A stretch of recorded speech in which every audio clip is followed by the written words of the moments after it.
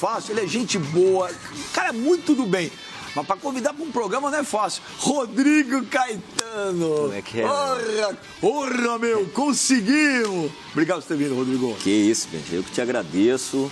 Você sabe aí a imensa admiração pessoal e profissional, cara. É um prazer mesmo estar aqui. Pô, eu sou assíduo do teu programa, de verdade. Pô, a família toda lá. A família toda. Pô, agradeço. A família ganha presente? Sempre. Tá aumentando a tua coleção, né? Pô, é mesmo, tem uma coleção. Mas não poderia deixar de presentear. Pô, tá escrito Benja, cara. Presidente Eduardo Bandeira de Mello, que te manda com muito carinho. Pô, obrigado, presidente. Olha aí. E 10 do Benja, olha. A 10 que foi do Zico, agora tá escrito Benja. Pegou aí o Benja aí, ó. Que legal, cara. Olha lá, ó o Benja lá, olha lá. Olha o Benja lá. Moleque! Moleque! Mas olha, antes, obrigado, viu? Agradeço ao presidente Bandeira de Mello. Antes da gente começar o nosso papo, vamos lá, porque os caras falam assim, pô, tem gente que só conhece o Rodrigo Caetano agora aí do Flamengo, né? Pô, o homem não cai de paraquedas, não. Vamos ver aí, roda aí. Uma vida voltada para o futebol. E muitos não sabem ou não se lembram, mas Rodrigo Caetano é do mundo da bola há muito tempo. Foi jogador profissional, começou no Grêmio e rodou por vários times do Brasil e atuou até no exterior. Mas ficou conhecido mesmo no cenário futebolístico nacional ao se tornar dirigente. O início de tudo foi no RS Futebol, ao lado de Carpegiani, com quem voltou a trabalhar nesse ano. Rodrigo Caetano foi para voltar a fazer do Grêmio um time competitivo entre 2005 e 2009. O Imortal tinha de se reabilitar, afinal tinha caído para a segunda divisão do Brasileirão. E Rodrigo foi importante na remontagem da equipe, que em 2007 por pouco não faturou a Libertadores. Bom trabalho no Olímpico que o levou do Sul para o Sudeste, no Rio Grande para o Rio de Janeiro. No Vasco também fez bom trabalho de recuperação do time, ajudou o Gigante da Colina a voltar à elite do futebol brasileiro. Em 2011 deixou São Januário, mas não a cidade maravilhosa. Nas Laranjeiras colheu frutos, destaque para o título brasileiro de 2012. Cara que fala a língua do boleiro, Rodrigo Caetano sempre foi um dirigente eficiente nas contratações. Isso chamou a atenção do Flamengo, do presidente Eduardo Bandeira de Mello. O gaúcho jovem, de jeitão calmo, é hoje um dos dirigentes esportivos mais conhecidos e valorizados em nosso futebol. Apenas 47 anos, a maioria deles no esporte, e ainda com tantos e tantos anos pela frente.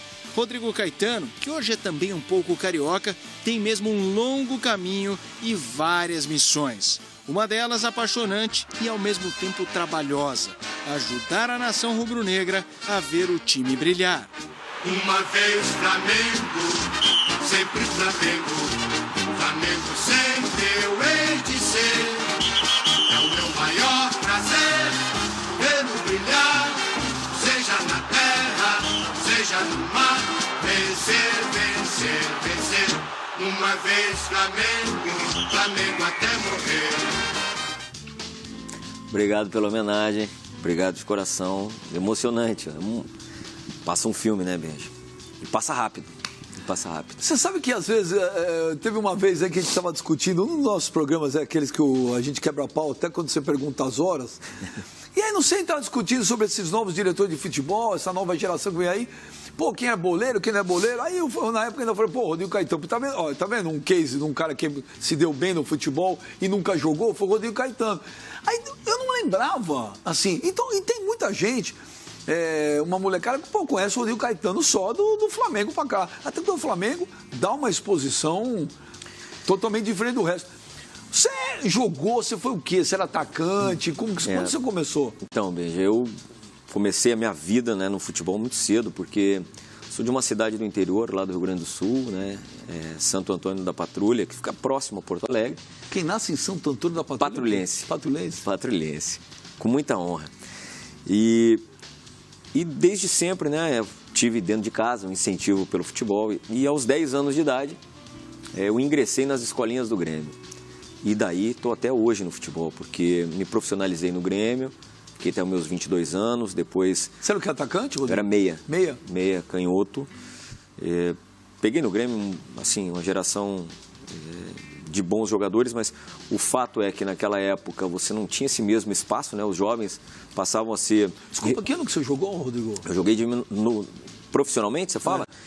Eu joguei de 1990 a 2003, como profissional 13 anos, fora os 10 anos de base. E eu ingressei em 1980, eu sou de 70. E aí depois saí do Grêmio e fui para o Mojimirim, né? Na época o Mojimirim foi o Carrossel Caipira. O Rivaldo, com o Valber, você estava naquele time? Estava. Rivaldo, Valber, Leto. Exatamente. Até que o Corinthians comprou os três e o lateral esquerdo. Admilson. Admilson. Na verdade, o Corinthians pegou eles emprestados, se eu não me engano, e depois quem comprou foi o Palmeiras. Não, o Valber veio em definitivo. Mas depois que acabou indo, o Rivaldo voltou ao Mogi, então fiquei 2 anos, o treinador lá era o Vadão. Aí depois, a partir dali, eu rodei em vários clubes do Rio Grande do Sul, joguei no Sport, Náutico, Juventude, todos eles. E assim, minha carreira foi praticamente em clubes desse porte. E desde sempre, né, Benji, eu na época ainda não tinha essa questão da Lei Pelé, então os clubes eram bastante amadores, né, na questão da tomada de decisão. E foi aí que eu procurei identificar aí uma possibilidade de uma nova carreira, né, nessa área. Você parou com quantos anos? Com 33 anos. Parou cedo? Parei. Parou por contusão? Porque você falou chega? Então, eu tive aos 27 anos talvez uma grande oportunidade da minha vida, que era uma transferência realmente para a Europa, e acabei fraturando a perna num jogo lá no Rio Grande do Sul, no Beira-Rio, e acabou que isso meio que impediu realmente uma possibilidade de clubes de maior expressão, até uma transferência para fora. E aí conduzi a minha carreira até os 33 e foi realmente o Paulo, né, juntamente com o sócio dele, o Valdir, que me insistiram muito, me conheciam, para ajudá-los, né, nesse projeto que foi o RS Futebol, um clube empresa, que teve relativo, eu até acredito, um sucesso bastante grande para um clube formador na época. Revelou grandes jogadores como Thiago Silva, que saiu lá do RS, Naldo, zagueiro, o próprio Ederson, que está conosco no Flamengo, ou seja... E dali eu voltei para o Grêmio já na condição de dirigente. Você nunca quis ser treinador? Nunca passou pela tua cabeça? Nunca passou, Benji, nunca, porque desde sempre eu tinha muita vontade, assim, dessa relação mais próxima com os atletas e também essa questão de ser... digamos, o elo de ligação com uma diretoria estatutária. Eu, por exemplo, eu acho que o cara que jogou bola, pô, ele viveu coisas que, por exemplo, eu não joguei, eu não sei, cara. Que é o dia a dia, que é o relacionamento, que é a boleirada, que é como falar, com quem falar, na hora de falar, né? Mas eu acho que é o seguinte também, não basta o cara ter sido apenas um ex-jogador. Ele precisa, eu acho que ele tem que se preparar para o cargo que for. Perfeito. Nós estamos falando, então, no caso de diretor de futebol, e que você virou um cara aí super consagrado. Só para deixar claro, não estou falando que o cara que não jogou não pode ser um bom diretor de futebol. Tem o Alexandre Matos, que está super bem. Tem vários aí, né? Não tenha dúvida. Tem vários, né? O Vasco que trouxe o Pelaipe agora, mais um gaúcho aqui. Né? O Gustavo, que está no Santos, que é o filho do Sócrates, também não jogou. Agora, o cara que jogou não basta, o que eu estou fazendo, não basta só ter jogado. Como é que você se preparou para se tornar um diretor? O que você fez para se tornar um diretor de futebol? Então, na verdade, quando eu me retirei, né, dos gramados em 2003, prontamente eu já procurei dar sequência na minha faculdade, né? Eu sou formado em administração de empresas, tenho MBA em gestão empresarial, e foi esse período no RS lá que me permitiu essa formação acadêmica. Quando eu voltei para o Grêmio, eu já estava formado e isso me facilitou bastante. Mas, sem dúvida nenhuma, que o fato de ter jogado, e até te digo mais, muitas das vezes o fato de você não ter sido um atleta consagrado, isso, muitas das vezes, ele traz muito mais aprendizado, né? Porque você participou de situações de enorme dificuldade em clubes, né, que muitas vezes não tinham a melhor estrutura. Então, muitas das vezes você tem exemplos a passar para esses jogadores de clubes de ponta, que muitas das vezes eles não viveram ainda. Ou seja, para um jovem, para um garoto que subiu para o profissional, saber que o que espera ele, em caso de ter que dar 2, 3 passos atrás, quando for emprestado, ele vai ter que passar por um período de aprendizado. Então, são certas coisas que você já viveu, que você pode colaborar na vida de cada um deles. E principalmente, né, Benja, o fato é um lema que eu tenho comigo. eu sempre procuro me relacionar com os jogadores e com as pessoas da mesma forma que eu gostaria que tivessem sido comigo. Então, parto da verdade, porque atleta de futebol é muito disso. Eu comparo sempre com os nossos filhos, né? Você tem que ser duro na hora que tem que ser duro. Se você falar a verdade, honrar a tua palavra, o respeito ele vai existir. Né? Isso eu já ouvi falar. Não tem jeito. Tem um caso legal. Ano passado entrevistei o Renato Augusto aqui, quando ele falou que em 2015, Corinthians campeão, que na maior parte do ano ele jogou com os direitos de imagem atrasado. Aí eu falei, mas e aí? Ele falou, acontece o seguinte, o presidente do Corinthians chegou para mim e falou, dia tal, do mês tal, eu pago. Os caras confiaram, dia tal, do mês tal, pagou. Então precisa ter a palavra. Exato. Não, e o atleta é isso. Para que você crie esse respeito, né?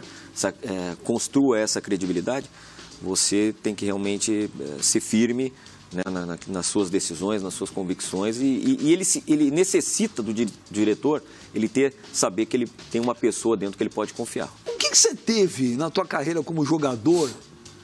Que, pô, coisas que te magoaram, te chatearam, sacanagens, enfim, que você fala, pô, isso aqui eu não admiro. Você vê cenas parecidas e fala, não posso fazer igual, não pode acontecer igual o que aconteceu comigo. Teve alguma coisa? Então, assim, muito é essa relação de franqueza, né?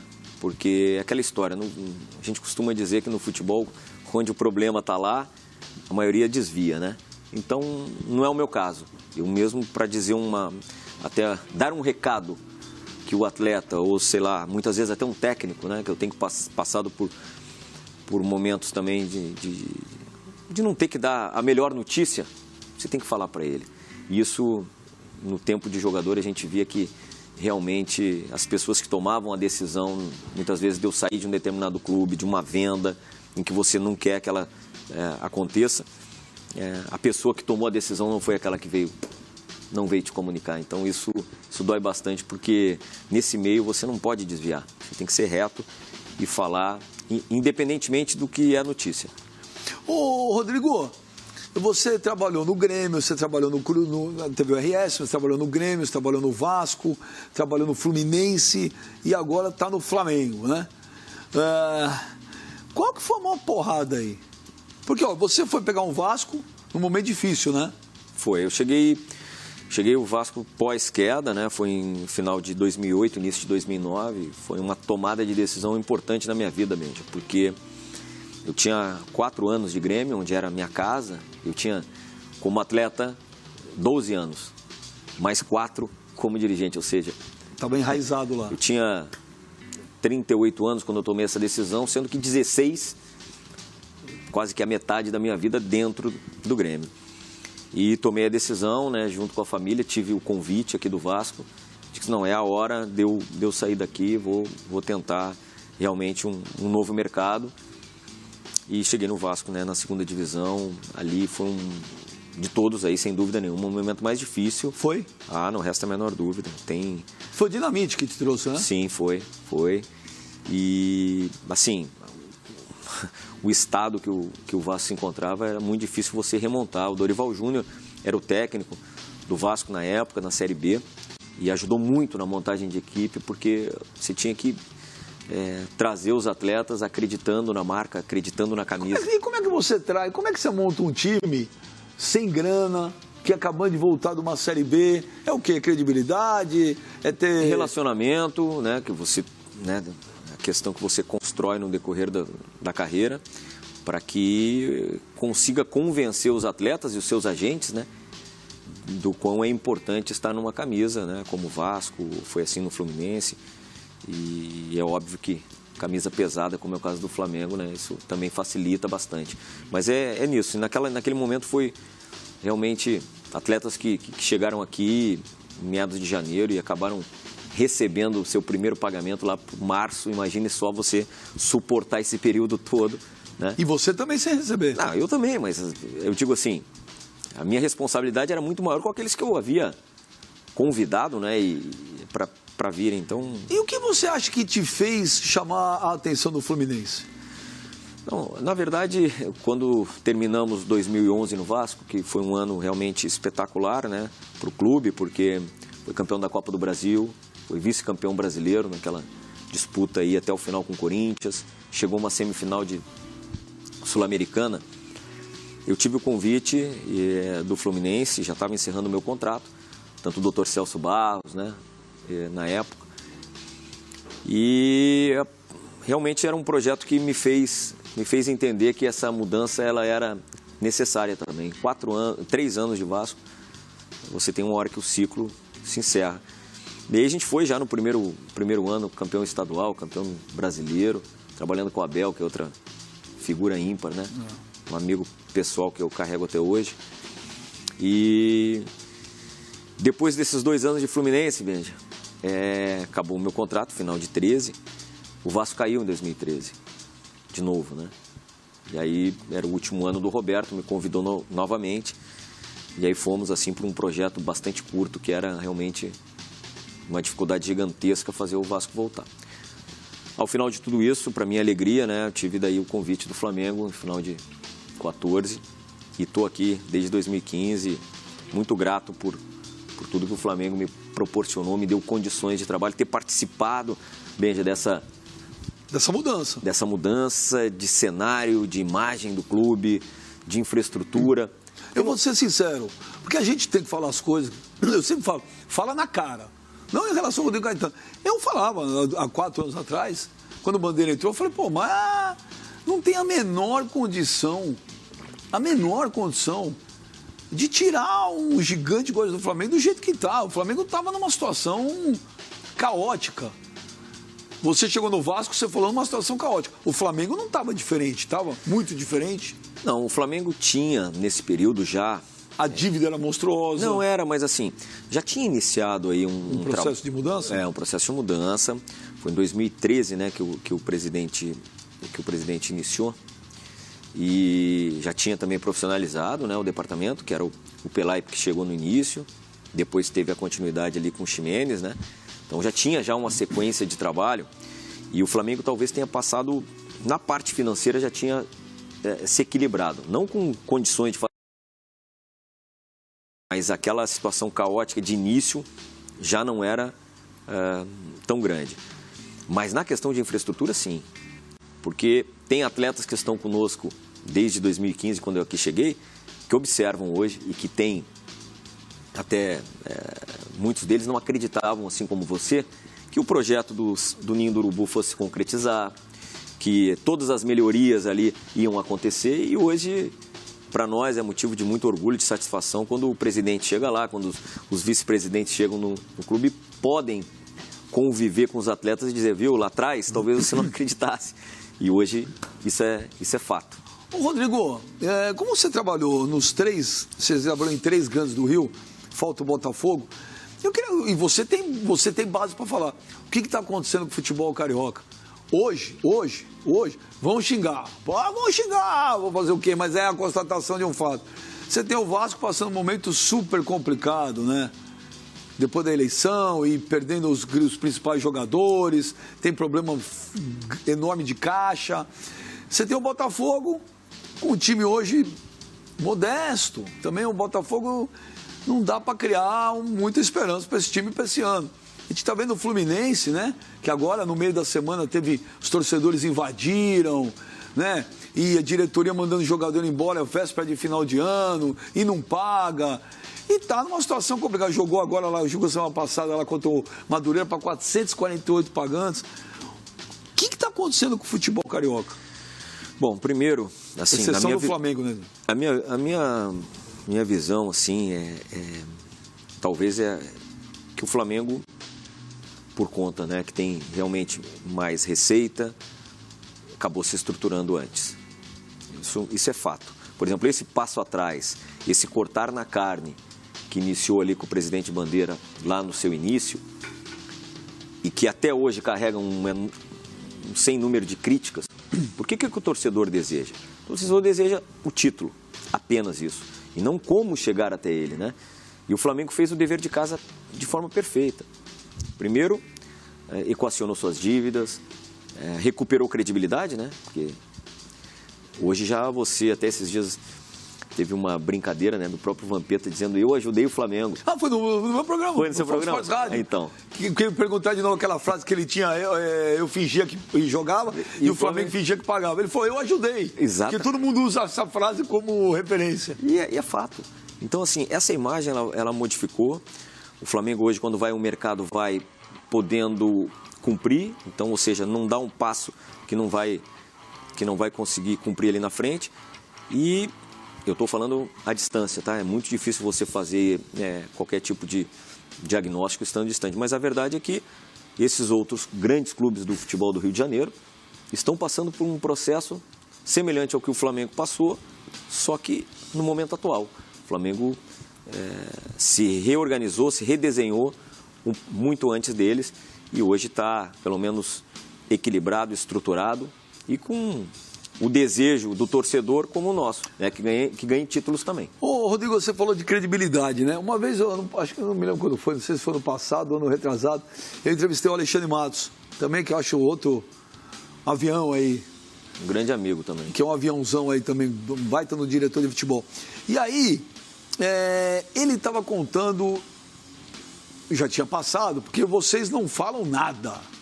A gente tenta tirar informação, não fala. Depois que passa, aconteceu e tal, aí alguns costumam falar. E o Alexandre, aquele dia, foi muito legal de contar em detalhes como ele contratou o Dudu, né? Mas em relação, não são os detalhes. Ele falou assim, aquela contratação mudou o patamar do Palmeiras. Porque o Dudu, o Palmeiras estava no limbo, lembra? Tinha quase caído, o Paulo Nobre estava entrando, colocando dinheiro, o Palmeiras estava quebradinho de grana. E o Corinthians estava bem voando e parece que estava quase certo. Aí refugou o São Paulo, que também estava com grana, foi lá. E de repente o Alexandre deu um nó e buscou o cara. E falou, pô, quando todo mundo viu o Dudu no Palmeiras, falou, caraca, pô, o Palmeiras, ele fala que aquilo mudou. O Guerreiro foi a contratação que mudou de patamar ali o Flamengo naquele momento? Foi essa sinalização para o mercado de uma retomada de credibilidade e principalmente de um cenário melhor, viu, Benja? Porque se você for ver, e até é legal a tua pergunta, que dá para eu esclarecer alguns tantos pontos. O Guerreiro chegou na metade do ano de 15. No ano seguinte, em 16, chegou o Diego. Claro que nesse ínterim vieram outros tantos grandes jogadores, mas eu sei que aqueles que, digamos assim, causaram maior impacto. No ano seguinte, que foi em 17, já veio o Everton Ribeiro, junto com Giovani, Diego Alves e tal. E muitas das vezes somos criticados, por que o Flamengo só contrata esses jogadores no meio de temporada? Isso também faz parte da questão nossa de orçamento, Benja, que é difícil, eu já expliquei inúmeras vezes, é difícil de entenderem. Para você repatriar um jogador desse nível, você tem que entender que lá do outro lado, no outro mercado, na outra equipe, na outra competição, em dezembro, janeiro, ele está no meio da competição. Então tudo é mais caro e tudo é mais difícil, né? O Flamengo, por querer cumprir, por querer os contratos, como se diz lá, existem para serem cumpridos, sempre viu a janela do meio do ano como uma grande oportunidade de repatriar esses atletas. Então eu te diria que naquele momento do Guerreiro ainda foi um término de contrato com o Corinthians, né? E a capacidade de convencer o Guerreiro a vir para o Flamengo, realmente ela trouxe, né, os holofotes de novo para o Flamengo, nessa sequência que tivemos de repatriar, de trazer jogadores, né, de uma trajetória já de expressão para o clube. E eu acho que aí nos colocou aí num patamar um pouco acima, sem dúvida nenhuma, ali eu acho que iniciou esse processo. Por falar em Guerreiro, Rodrigo, como é que fica a situação? O Guerreiro, o contrato dele vence no meio do ano, né? Vence no início de agosto. A suspensão dele termina? Então, a gente está numa expectativa bastante grande, Benja, de que agora que vai ser julgado o recurso dele no CAIS e que desculpa, uma curiosidade, o Flamengo, o contrato é interrompido? Está interrompido momentaneamente. Não paga? Não tem salário? Ele não recebe nada? Por enquanto não, mas nós temos um desejo, já foi colocado para ele, de uma renovação até o final do ano do contrato dele, que vai até agosto. Esse é o desejo do Flamengo, já foi colocado para ele, para a família. A gente espera que isso Quer dizer, se então, materialize. Você recebeu o quê? Quando foi? Não, na verdade isso se iniciou no mês de janeiro, né? Final de dezembro, início de janeiro. Foi isso, porque quando foi, depois do recurso, a pena dele foi já definitiva. O que vai ser julgado no CAIS agora é a suspensão dessa pena imposta lá pela FIFA, ou até mesmo que o prazo dele seja reduzido, que hoje é de 6 meses. Um exemplo, um cenário aí de 3 meses de punição, ele já vai estar apto para jogar. E aí o Flamengo vai fazer, a ideia do Flamengo, ele já sabe, é de uma renovação. E ele aceitou? E ou aí, ele vai responder ainda? Não, nós estamos em conversas ainda para que ele aceite essa renovação e, consequentemente, em algum momento o Flamengo consiga minimizar esse prejuízo que ele tem tido nesses praticamente 1 mês e quase 2 meses. Ô, Rodrigo, você fazendo uma avaliação, não dá para acertar sempre. A gente acerta e erra, normal. Claro. Como também o Alexandre Matos acerta e erra. A obrigação é acertar mais. É lógico, mas não dá, até porque não é uma ciência exata. Fazendo uma avaliação, por exemplo, do ano passado, né, que eu também fui um daqueles que criou uma expectativa, que falou, pô, o Flamengo vai ganhar tudo e tal. O que você acha que... Aonde você acha que houve o erro? Você acha que às vezes pode ser assim, contratamos mais para uma posição, não contratamos... Porque todo mundo fala, precisa zagueiro, precisa goleiro, tal, babá. Enfim, mas o que você acha que faltou no passado? Então, depende do período, né? Por exemplo, nós tivemos, lamentavelmente, durante o ano de 2017, se você for avaliar onde que o Flamengo fracassou. O Flamengo fracassou na Libertadores. Porque... você ficar na primeira fase, por mais que a nossa chave fosse realmente... Não era time para isso, né? Nós tínhamos totais condições de passar, a gente não passou porque não somou ponto fora de casa, e isso você não pode pensar em algo grande quando você não consegue pontuar fora. Mas já era, como eu te falei, que a gente já vinha negociando com alguns atletas. O Rodolfo, nós iniciamos a conversa em fevereiro, por exemplo. O Everton Ribeiro, a mesma coisa. Só que a questão financeira pesou, e nós só tivemos condições de trazê-los em maio. Se estivéssemos na Libertadores ainda, esses jogadores poderiam ter sido os nossos reforços. Mas eu acho que a gente, no decorrer do ano, equilibrou bem o elenco. Qualquer atleta que vem no meio do ano, é lógico que ele vem no momento em que entraria de férias, e aqui já tem que dar sequência, é difícil. Mas, como eu te disse, é uma questão de viabilidade financeira e de orçamento. Eu acho que pesou muito. Eu acho que, principalmente no brasileiro, nós não chegarmos além do 6º lugar, apesar de termos garantido a vaga direta. O fato, Benji, de termos concentrado, digamos, todas as competições importantes, o Flamengo estava participando, exceto na Libertadores, o Flamengo estava participando no 2º semestre. Talvez naquele momento tenha faltado um melhor da nossa parte, nossa comissão técnica, talvez priorizarmos uma delas, porque nós fomos à final da Copa do Brasil, fomos à final da Sul-Americana e lutamos até o final, ali entre os primeiros, né, do Campeonato Brasileiro. Se você for observar em 2016, quando disputamos o título com o Palmeiras, com o Santos, o Flamengo em agosto já não tinha outra competição senão o brasileiro. E isso pesa. E nós, acreditando assim naquela questão do elenco, de você pôr todos para jogar, eu acho que a gente, em algumas partidas, a gente deveria ter mantido um foco numa única competição, com maior probabilidade de vencer. Mas difícil, né?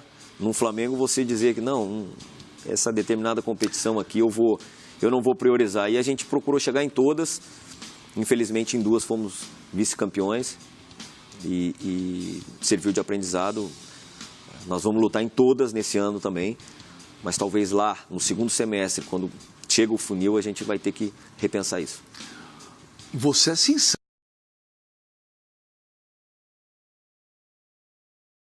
Eu falei até no ar, naquela semana que estava contrato, eu falei, eu não traria um treinador estrangeiro naquela altura. Eu falei, eu não traria. No meio do ano, um Flamengo. Um dia eu encontrei ele na praia, aqui. Por sinal, um cara extremamente... Super solícito. Super, o cara educado, pô. E tava ele e a mulher andando na praia, até falei, conversei um pouco com ele, falei, Gueda, ela depois do jogo do Flamengo da Sul-Americana, uma loucura toda lá, Maracanã lotar, aquelas coisas de Flamengo, né? E eu falei, você tá meio surpreso com o que é o Flamengo? Você imaginava que era assim? Ele falou, assim. Não. Ele falou, eu sabia que, lógico, o Flamengo é gigante, mas no dia a dia, você via que... quer dizer, isso é uma sensação minha, né? Ele falou que ele não estava confortável com o negócio. A questão é a seguinte, quando nós optamos por trazê-lo, primeiro que é uma questão também de mercado, você avalia algumas opções. Nossa ideia era para levar o Zé Ricardo até o final do ano, né? E que aí ficou muito, como se diz, rotulado em relação à eliminação da Libertadores. Isso é uma coisa que atrapalhou demais o nosso ano. Ou seja, qualquer vitória, qualquer decisão que nós participamos já não servia mais. Desculpa, mas a pressão da mídia e da torcida do Flamengo exerce alguma força numa... Não, ela é diferente. Hã? Ela é diferente, tudo é potencializado, não tem a menor dúvida. Mas, por exemplo, você liga lá na televisão, você tem que mandar embora, aí a torcida, pô, o seu Flamengo é brincadeira. Se fosse em qualquer outra, talvez, em outra situação que não liderada pelo presidente, nós fomos eliminados da Libertadores e o Zé, infelizmente, ficou numa situação insustentável 4 meses depois, quer dizer, se fosse em qualquer outro clube ou em qualquer outra situação que não fosse com o presidente, certamente aquele fato de não ter classificado para a Libertadores decretaria o fim de um trabalho e não foi. Mas quando teve a situação dele definida, nós pensávamos o que naquele momento? Nós vamos jogar o Campeonato Brasileiro, as demais competições, e vamos tentar trazer um técnico que conheça essa questão de uma Copa Libertadores, tinha sido o atual campeão, que conhecesse os caminhos, porque é diferente, competição totalmente distinta. E tanto é que ele conduziu muito bem a equipe, principalmente na Sul-Americana, né? Jogos dificílimos e a gente acabou chegando. Então ele tem muito mérito nisso, mas voltando à tua pergunta do início, em que ele poderia ter nos decepcionado, na questão ali de trabalho em absoluto, na questão da relação da mesma forma, o desfecho, talvez, né, essa saída dele era algo que realmente... Você esperava? Não esperava, porque nós fizemos... Quando começou o burburinho, você tinha algum plano B na cabeça ou não? Então, nós, no dia seguinte que acabou a Sul-Americana, no dia seguinte nós estávamos reunidos, montando o planejamento, o que era carência, como é que vamos, como é que não vamos, próximo ano, tudo. Inclusive depois, na semana seguinte, eu acabei indo lá para o sorteio da Libertadores, e nós sempre falamos, nesse período de férias, sobre a continuidade. E óbvio que eu, como o diretor de futebol, perguntava a ele em que pé andavam essas notícias. Ele sempre falou, existe o interesse daqui, mas eu não tenho nada, vou continuar no Flamengo. E o período foi passando, e as coisas vinham aumentando. E aí chegou uma hora que teve um momento limite do Flamengo, e que muitas vezes fomos criticados por isso. Só que tínhamos uma multa, Benja, para os dois lados. Então aquela história, se o Flamengo hoje fosse o irresponsável de outrora, vamos nós tomar a decisão lá em meados de dezembro, não precisa se apresentar, o contrato é rescindido. A multa era dobrada, né? Porque foi o que deixou de entrar e o que nós tínhamos que pagar. E nós temos que ter muita responsabilidade nos contratos. E foi daí que quando ele retornou, e só para que todos saibam, ele só assinou a rescisão conosco e o contrato com a seleção do Chile no dia 13, se não me falha a memória. Dia? Se eu não me engano, na segunda-feira, no dia da apresentação. Exatamente, eu acho que foi... Não. Foram dias antes do dia 13, na semana aquela que antecedia a apresentação de todo o elenco, quando ele realmente confirmou a proposta da Chile. Agora, eu não vou ficar avaliando, ele negociava, ele não negociava por trás, ele fez isso, aquilo, eu não quero entrar nesse mérito. Porém, todas as vezes que ele foi cobrado, e foi cobrado por mim, principalmente, que fique claro, uma posição, até uma posição pública, da continuidade ou não, ele sempre disse, existe o interesse das outras seleções, mas eu continuo pensando no Flamengo. Se tiver alguma coisa concreta, vocês vão saber. E nós aqui, no limite, para avançar isso, né, Benja? Porque se nós tomamos a iniciativa, quanto que ia ser de prejuízo financeiro para o Flamengo? Então, aí ele pegou e falou, ó, tô indo embora. Não, aí quando tava você e o Bandeira um dia, só vocês dois lá falando, caraca, o presidente, o cara pisou na bola com a gente. Você ficou de raiva com ele ou não? Óbvio que não foi digamos assim, a melhor atitude dele. Por quê? Porque se isso acontecer, ele poderia ter nos prevenido antes. A verdade é essa. Que o ano já... Até porque, Benja, por uma questão ética, como que eu ia em outro em outro técnico, como que nós íamos fazer outro convite, se nós tínhamos técnico? Primeiro dos dois lados, a ética de quem convida e a ética de quem é convidado, né? Qualquer treinador aí vai dizer, não, vocês têm técnico, o dia que vocês definirem a gente conversa.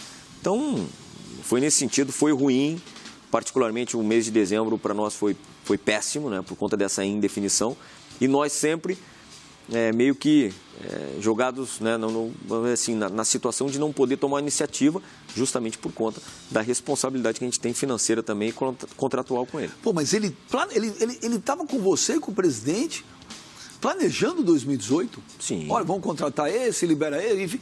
Quer dizer... Inclusive, sejamos justos, né, o Marlos Moreno foi ele que, inclusive, ligou, porque o Manchester City tem uma situação bastante peculiar, né? Quando eles contratam esses atletas, eles estudam muito, né? Onde que vai ser o destino, onde que ele pode evoluir, onde é que não. E o Marlos veio para o Flamengo muito por conta que o técnico seria o Rueda. E no momento que ele saiu, nós tivemos que ainda confirmar que mesmo assim havia um interesse, que mesmo assim tínhamos um projeto, uma expectativa para o Marlos aqui. Ou seja, muitos detalhes aí que atrapalharam. Ele se assustou com o Flamengo? E uma das coisas que ele disse, depois já de tudo sacramentado, foi o fato, né, dessa pressão, desse investimento no número de jogos, né, que ele não tinha, que ele fez a opção realmente de ir para uma seleção, de fazer um planejamento de um futuro aí de 4 anos, mudar bastante a chave. E acho mas, Rodrigo, o Flamengo assustou ele? A grandeza, a repercussão, a pressão. O cara que você sabe como é que é. Você consegue, por exemplo, você vai no cinema, quando você vai no cinema aqui, até porque onde você vai só tem rubro-negro aqui. Você consegue passar um dia e falar, Rodrigo, pô, você contratar zagueiro. Rodrigo, pô, vai vender o Viseu. Pô, Rodrigo. E normalmente, né, a abordagem no meu caso, ela nunca é das melhores, né, infelizmente, né, mas... Porque você já passou algum perreio na rua? Não. Porque as pessoas te ofendem às vezes? Existem situações sim, porque eu costumo dizer que a gente trabalha, se expõe, assume responsabilidades, né? Mas quando dá certo, o êxito ele é compartilhado. E deve ser. Mas quando algo não sai como planejado, algo não sai, isso aí já tem direcionamento. Ô, Rodrigo... Mas o Rueda, assim, só para comentar, ele é óbvio que ele não tinha a noção, talvez, do Flamengo e do futebol brasileiro. É isso. Nós estamos num país continental, jogos, quarta, domingo, várias competições, quer dizer, natural que ele tenha. Eu lembro como se fosse hoje. Falei até no programa, eu estava na praia, encontrei, falei, você... Ele falou, não. Ele fez uma cara, não. Eu falei, gente, um cara... Não é assustado. Não, é assustado. Assustado também não impressionado com a situação. Pejorativo. Mas ele estava... Cara, é uma coisa maluca isso aqui, né? É uma coisa maluca. O cara não pode ir no jantar, o cara não pode ir na praia. E a necessidade de ganhar todos os dias, né? E um jogo atrás do outro. E ele pegou, aí corroborando com o que eu estava te falando, ele pegou o segundo semestre do Flamengo. Segundo semestre do Flamengo, nós tivemos 3 competições simultâneas, Benji. Nós tivemos a Copa do Brasil, fizemos a final. Nós tivemos a Sul-Americana, fomos até o dia 13, final. Campeonato Brasileiro, buscando ali as primeiras colocações. Ou seja, você imagina você planejar tudo isso. E tinham meses, cara. Teve semanas ali que em 10 dias, nós jogamos as 3 competições.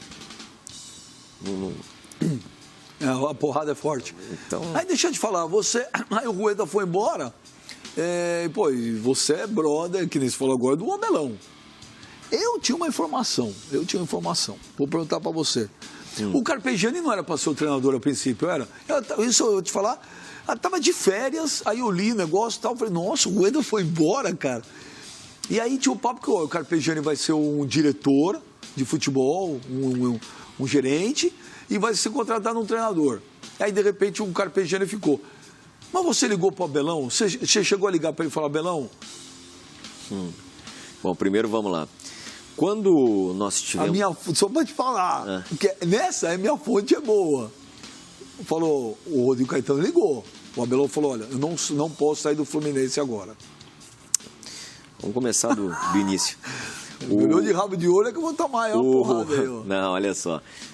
Quando nós falamos com o Paulo, das conversas, a gente tinha a ideia de trazer uma pessoa já a experiência dele, com o currículo, com o conhecimento de futebol dele, para agregar no nosso departamento de futebol como um coordenador técnico, fazendo o link com as divisões de base. E vocês são amigos há A gente já se conhece né? há muito tempo.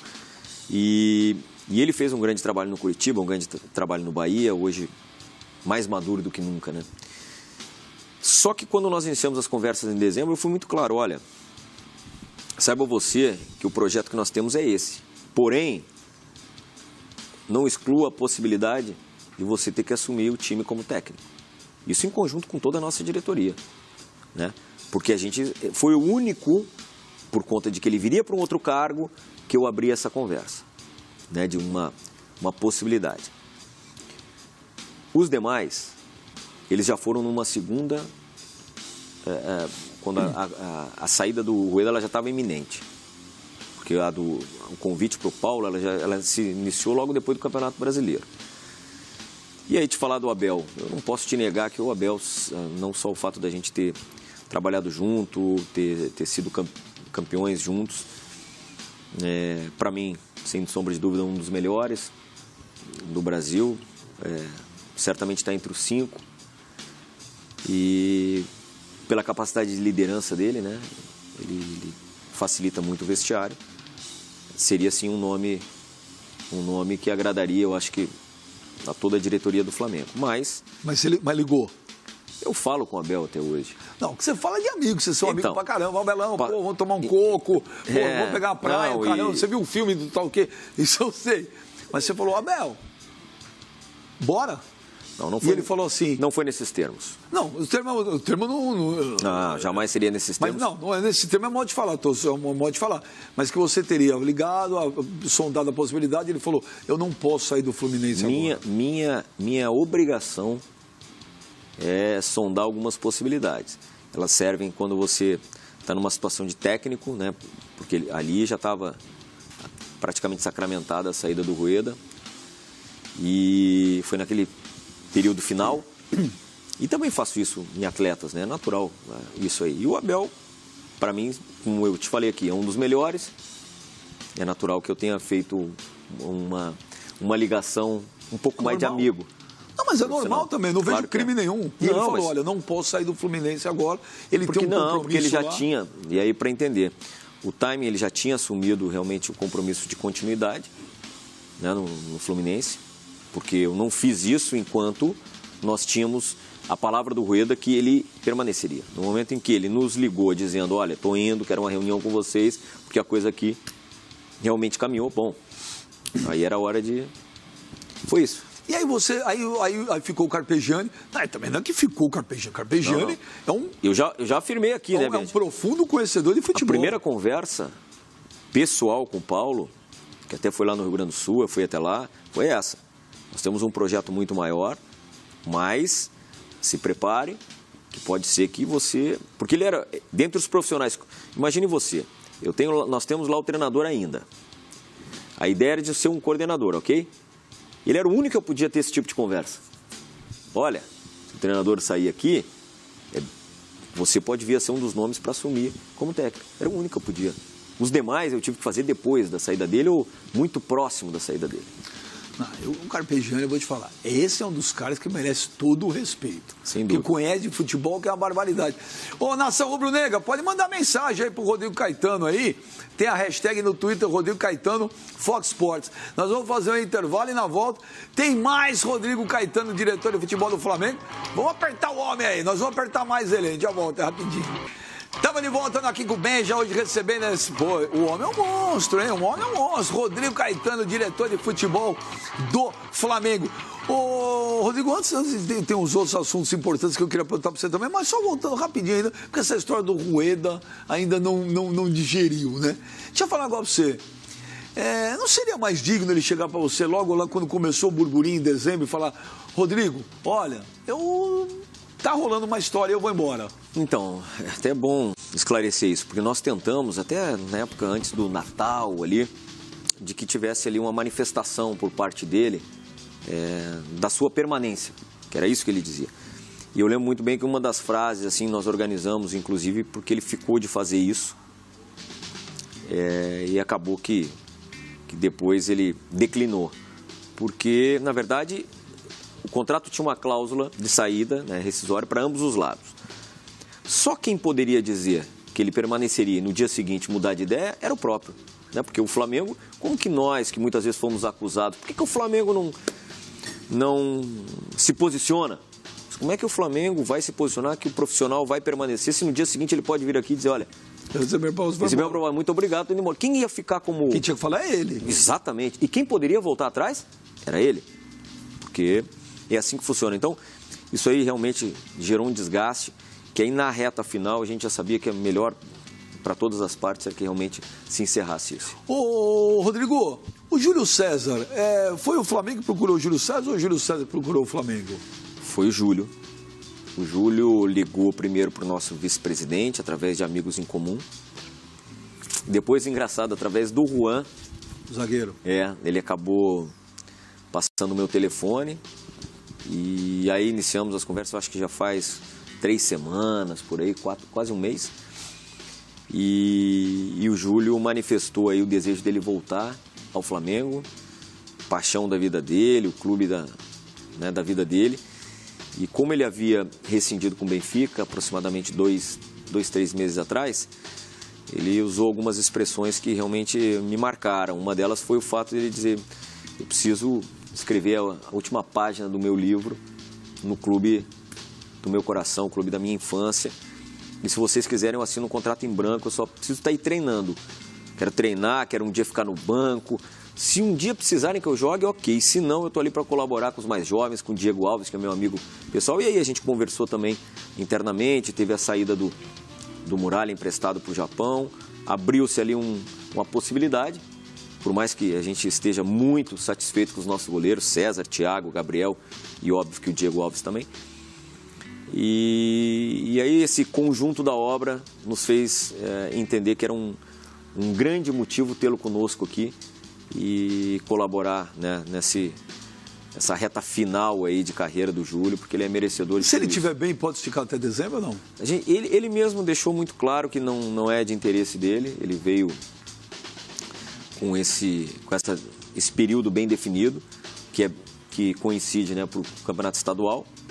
Agora, futuro a gente não tem como precisar. Cara, é um assunto pessoal, mas a partir do momento que foi lá e falou publicamente, virou um fato público. A esposa dele, a Susana Fernandes, naquele vídeo lá, falou um monte. Aquilo afetou ele em alguma coisa lá dentro do Flamengo ou não? Não, o Júlio é pouco tempo que a gente tem convivido, realmente um cidadão, toda a história que ele tem, né, as conquistas, a humildade dele, ele vai colaborar muito conosco. E ele já havia dito, olha, quando ele veio, ele disse, eu estou arrumando um problema em casa porque a minha vida está toda consolidada aqui em Lisboa, pretendo voltar e tudo, mas, como ele disse, eu preciso sentir isso de novo, eu preciso estar no Flamengo. E o tempo não perdoa, né? Se ele daqui a pouco não dá mais, né? Não, e o tempo em que ele tinha saído, né, do Benfica, isso tem 2, 3 meses, aí uma retomada na idade dele era muito difícil. Então, ou seja, nós tínhamos que atender e fizemos um contrato simbólico, mas realmente absolutamente sem custo para o Flamengo. E isso pode valer para o Adriano Imperador também? Isso é uma outra situação, isso tá realmente entregue ao presidente. É claro que trata-se também de um ídolo hiper respeitado, mas são situações distintas. O Flamengo tem ajudado o Adriano no que é possível, mas eu não tenho como te precisar em relação a qualquer possibilidade futura. Pelo menos hoje ainda não. Ô, Rodrigo, como é que você contratou o Henrique Ceifador, cara? Não. Como é que você foi lá contratar Henrique Ceifador, hein? Os caras falavam, não, ele vai pro Corinthians, não, ele vai pro Grêmio, não, ele vai pra China. Não, de repente, você trabalha, você em vez de ser gaúcho, você ser mineiro, né? Você tá sempre nas beiradas, né? Não, mas olha só, primeiro, o Flamengo precisava de mais um centroavante, isso era até por conta dessa indefinição, até quando que será a punição do Paulo, né? E o Viseu foi vendido, mas fica até o meio do ano, é isso? Até o meio do ano. E a ideia era termos também, são determinadas posições, elas requerem aí um número maior de bons jogadores, né? Não tem muito como você muitas vezes mais que você queira improvisar esse jogador da última bola. E, na verdade, o Flamengo buscou esse acordo através, né, da multa junto ao Fluminense. O restante foi acordo com a outra parte, que é o Mirassol, e também com o atleta, que depois caminhou bem. Porque com o passar do tempo, Benja, o Flamengo tem diminuído, digamos, o número de atletas contratados. Isso já é filosofia. Por vários motivos. Nós entendemos que nós temos um bom elenco, então cada vez menos você precisa contratar o jogador para ser, em tese, seu titular e também ser a sua opção. Com isso, com o passar desses anos, o Flamengo se reestruturou nas divisões de base também, então tem um baita fornecimento de atletas de ponta. Então a gente consegue fazer contratações mais pontuais. E o caso do Henrique foi mais uma, que foi possível, um jogador que tem números excelentes. E, acima de tudo, a nível de pessoa, de caráter, a gente faz... Eu entrevistei ele aqui no final do ano.